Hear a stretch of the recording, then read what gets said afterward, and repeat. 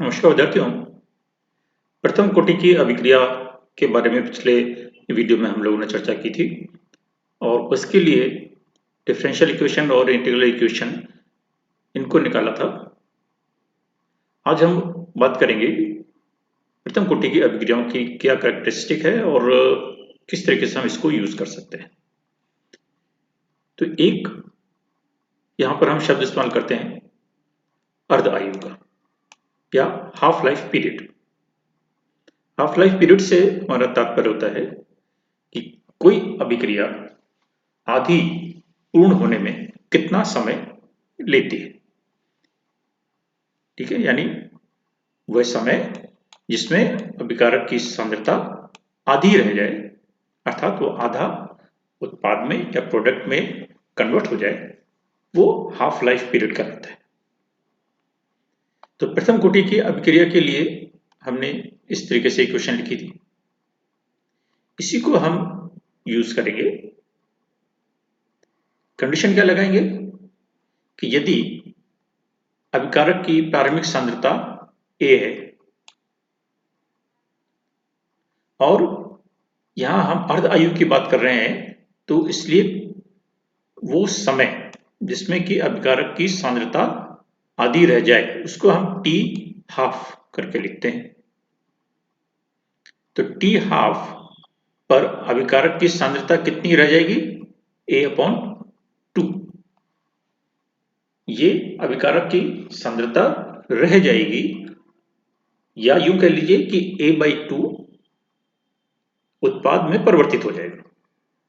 तो ऐसी स्थिति में x जो कि उत्पाद की सांद्रता है वो A/2 और t समय बाद जो अभिकारक रह जाएगा वो कितना होगा? A माइनस एक्स, एक्स की जगह पर A/2 तो A माइनस A/2। तो यहां पर इस इक्वेशन में ये तो हमारी प्रारंभिक सांद्रता है, ये एक t समय बाद यानी t हाफ के बाद सांद्रता है। तो यहां पर हम x की जगह पर A/2 रख देंगे, तो A माइनस A/2 बराबर A/2। तो ये यहां पर A है और नीचे A/2 आ जाएगा, और t की जगह पर हम रख देंगे t हाफ। तो इसको यदि हम कैलकुलेट करें तो ये 2.30 थी, तो यहां पर है, यहां पर ये आ जाएगा log 2 और नीचे t हाफ, और log 2 की वैल्यू कितनी होती है? 0.30। उसको हम यदि इससे मल्टीप्लाई कर दें तो हमारे पास यहां पर एक फिगर आ जाती है 0.693। और इस t हाफ को यदि हम एक तरफ ले जाएं और k1 को दूसरी तरफ ले आएं तो हमारे पास एक समीकरण इस तरीके की निकल के आ जाती है कि t हाफ अर्थात आधा प्रोडक्ट बनने में या अभिकारकों की सांद्रताएं आधी रह जाने में लगने वाला समय प्रथम कोटि की अभिक्रिया के लिए 0.693 डिवाइडेड बाई K1, और K1 कांस्टेंट है। K1 कांस्टेंट है तो इसलिए ऐसी स्थिति में T हाफ भी कांस्टेंट हो जाएगा। अर्थात यदि प्रथम कोटि की अभिक्रिया है तो उसके अभिकारकों की सांद्रताएं आधी रह जाने में लगने वाला समय निश्चित है। इस इक्वेशन में कहीं पर भी इधर की तरफ A नहीं आ रहा, अर्थात अभिकारकों की प्रारंभिक सांद्रता नहीं आ रही। तो ऐसी स्थिति में हम कहेंगे कि एक निश्चित, आधा भी कह सकते हैं, या इसको जनरलाइज कर दें तो एक निश्चित, एक निर्धारित या एक निश्चित अंश पूरा होने में लगा समय। ठीक है, जैसे यहां लिखा है ना, एक निश्चित अंश पूरा होने में लगा समय, ये प्रारंभिक सांद्रता पर निर्भर नहीं करता क्योंकि इसमें A नहीं है। तो यदि प्रथम कोटि की अभिक्रिया मान लीजिए 5 मिनट बाद उसकी सांद्रता अभिकारकों की आधी रह जाती है,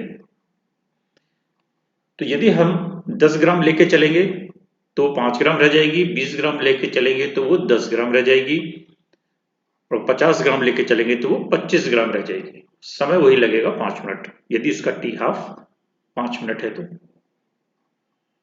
तो ये एक प्रथम कोटि की अभिक्रिया के लिए विशेषता है कि कोई भी एक निर्धारित अंश, यहाँ पर हमने ये कैलकुलेशन टी हाफ के लिए किया है क्योंकि कैलकुलेशन आसान हो जाती है, लेकिन इसको हम किसी भी अंश के लिए निकाल सकते हैं कि 10%, 20% या 80% या 90%।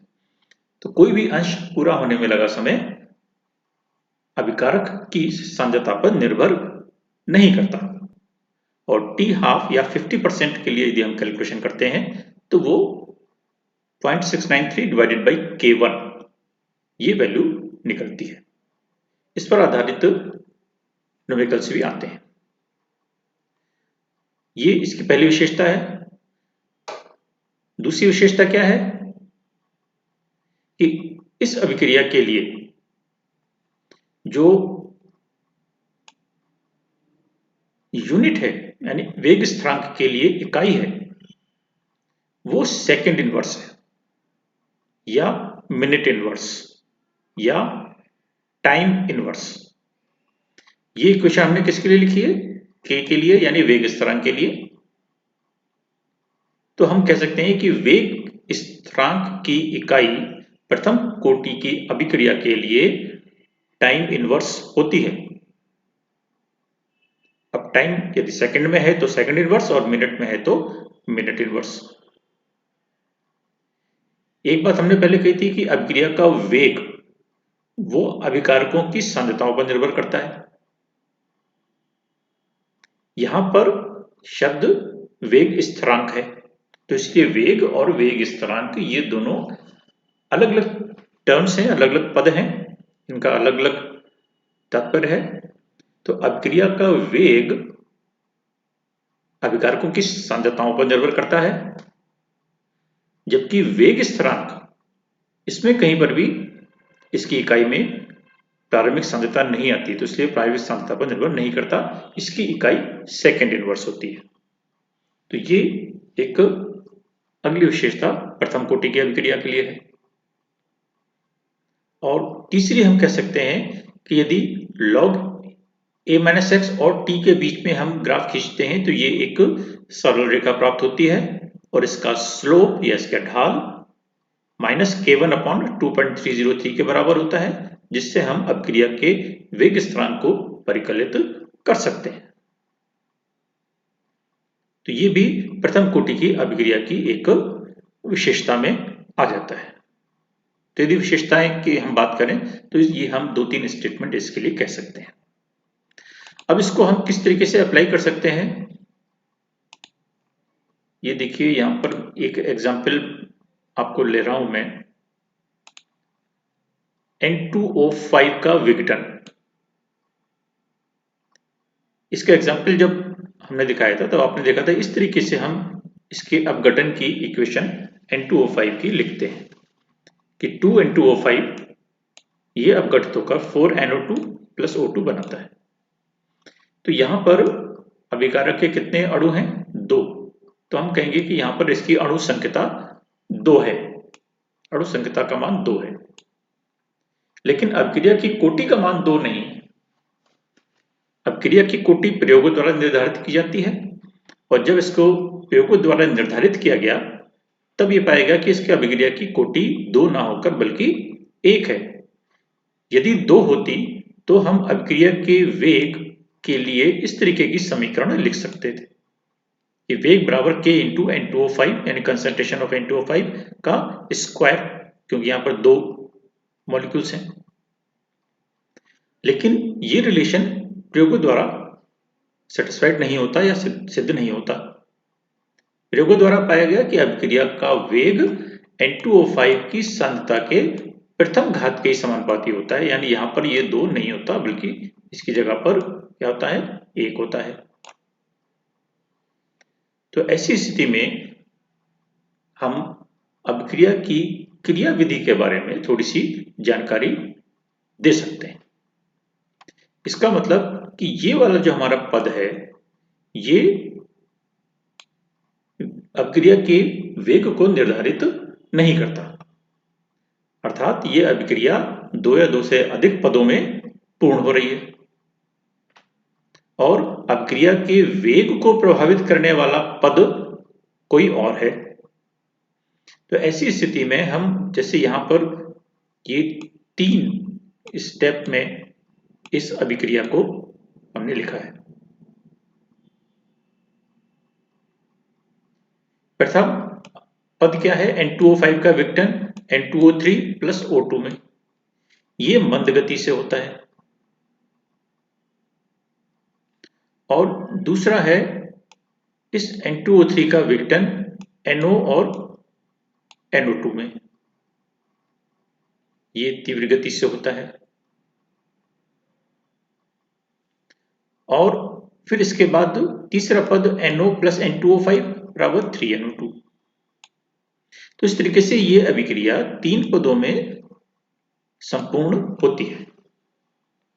और इसमें प्रथम पद है N2O5, वो मंद है। तो हमेशा किसी भी अभिक्रिया में यदि 2 या 2 से अधिक पदों में पूर्ण हो रही है तो सबसे धीमी गति से होने वाले पद पर ही अभिक्रिया का वेग निर्भर करता है। जैसे सामान्य रूप में अगर किसी सड़क पर गाड़ियां चल रही हैं और आगे कोई स्लो मूविंग व्हीकल है या कोई गाड़ा चल रहा है या कोई रुकावट है, तो बाकी पीछे से आने वाले तेज गति के वाहन भी धीमे हो जाते हैं और उनकी रफ्तार भी वही हो जाती है जो कि सबसे आगे चलने वाले यानी मंद गति से चलने वाले वाहन की होती है। तो इसी प्रकार से अभिक्रियाओं में भी जो मंद गति से चलने वाला पद होता है वही वेग निर्धारण का पद माना जाता है। तो ऐसी स्थिति में ये वाला जो हमारा प्रथम पद है जो कि मंद गति से चल रहा है और जिसमें N2O5 का सिर्फ एक अणु भाग ले रहा है, वो अभिक्रिया के वेग को निर्धारित करने वाला पद बन जाता है। तो पहला पद ही हमारा वेग निर्धारण का पद है और ऐसी स्थिति में जो अभिक्रिया का वेग है वो सिर्फ N2O5 की प्रथम घात के समानुपाती ही रह जाता है और वो प्रथम कोटि की अभिक्रिया को प्रदर्शित भी करता है। तो इस तरीके से यदि हमारे पास अभिक्रिया की कोटि का ज्ञान है तो कुछ कॉम्प्लिकेटेड रिएक्शंस में हम उनकी क्रियाविधि को भी कुछ हद तक समझा पाते हैं।